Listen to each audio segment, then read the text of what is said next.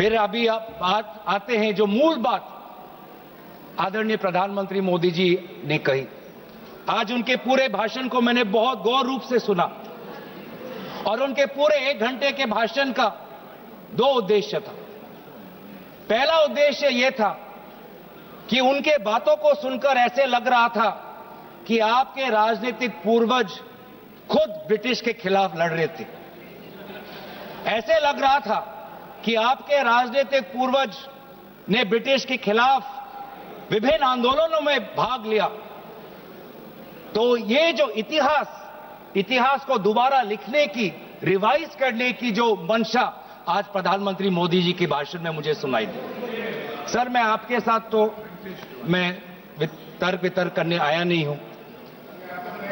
और दूसरा जो उद्देश्य था कि एक राजनीतिक रंग इस पूरे वंदे मातरम के चर्चा को देने का था।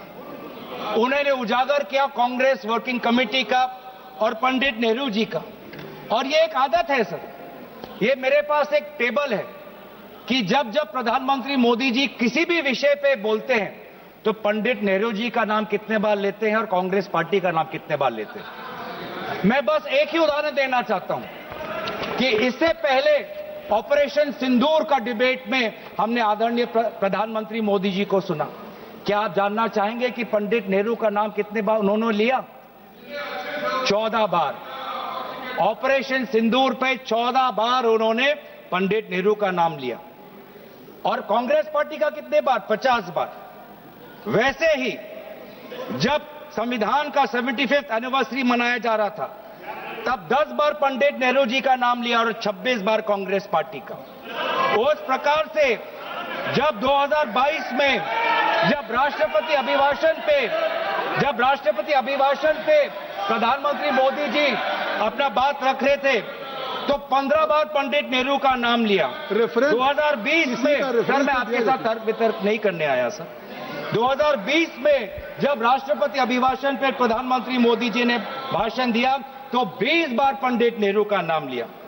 तो इसीलिए उनका आज दूसरा उद्देश्य तो मैं समझ गया, लेकिन बड़े विनम्रता से मैं आदरणीय प्रधानमंत्री मोदी जी को मैं कहना चाहता हूं और उनके पूरे मैं दल को कहना चाहता हूं और पूरे इनके ढांचे को कहना चाहता हूं, आप चाहे जितना भी कोशिश कर लो, आप पंडित नेहरू जी के जो उनका योगदान था उस पे एक भी काला दाग आप लगाने में सक्षम नहीं होंगे। आप चाहे पूरे कोशिश कर लो, आप एक भी उन पे काला दाग लगाने में आप सफल नहीं होंगे। हां, कांग्रेस वर्किंग कमेटी में और उससे पहले मुस्लिम लीग का विद्रोह था। मुस्लिम लीग ये कहना चाहती थी कि पूरा वंदे मातरम को बहिष्कार करना चाहिए, पूरे वंदे मातरम को बहिष्कार करना चाहिए। लेकिन मुस्लिम लीग को यह अधिकार कहां से मिला? और क्या मुस्लिम लीग के अनुसार हमारा देश चलेगा? क्या मुस्लिम लीग के अनुसार क्या कांग्रेस पार्टी चलेगी? कतई नहीं। हमारे उस समय के जो हमारे नेता थे मौलाना आजाद साहब, उन्होंने स्वयं कहा कि मुझे वंदे मातरम में कोई भी आपत्ति नहीं है। यह फर्क है कांग्रेस के मौलाना आजाद और मुस्लिम लीग के जिन्ना के बीच में। और उन्होंने लाख कोशिश करने के पश्चात भी, लाख दबाव डालने के पश्चात भी 1937 के कांग्रेस वर्किंग कमेटी में के सेशन में यह निर्णय लिया गया कि जहां पर भी नेशनल गैदरिंग होगी वहां पर हम शुरुआत में वंदे मातरम के पहले 2 पंक्तियों को हम गाएंगे।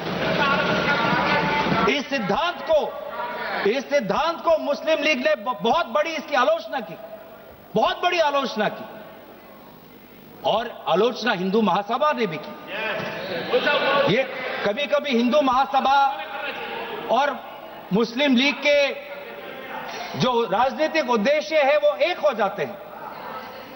हिंदू महासभा और मुस्लिम लीगों ने दोनों वंदे मातरम को एक विशेष राजनीतिक रूप से देखा और मुस्लिम लीग और हिंदू महासभा ने दोनों ने कांग्रेस पार्टी की आलोचना की। लेकिन कांग्रेस पार्टी अगर चलेगी तो किसी हिंदू महासभा या किसी मुस्लिम लीग की नहीं, भारत के जो हमारे आबादी है भारत की जो हमारी जनसंख्या है, भारत में जो वंदे मातरम के जो मूल भाव है, उसके साथ मूल भाव